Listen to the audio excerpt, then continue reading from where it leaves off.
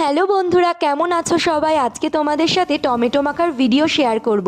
তো এই ছোট ছোট পুচকে পুচকে টমেটোগুলো কিন্তু আমার জেঠুর জমি থেকে এনে দিয়েছিল আমরা টমেটো মাখা খাবো বলে। আমরা কিন্তু মাঝে মাঝেই এরকম মাখামাখি খেতে পছন্দ করি।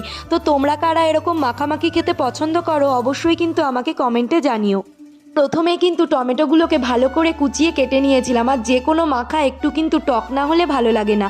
সেই জন্য কিন্তু আমি টমেটো তো প্রথমে দিয়ে দিয়েছিলাম তেঁতুল, লেবুর পাতা, তারপর লেবুর রস, ধনে পাতা, লবণ আর লঙ্কা। তারপরে কিন্তু চটকে চটকে মাখাতে হবে, আর মাখাটা কিন্তু একটু চটকে চটকেই মাখাতে হবে, নয় সেই টেস্টটা কিন্তু আসবে না।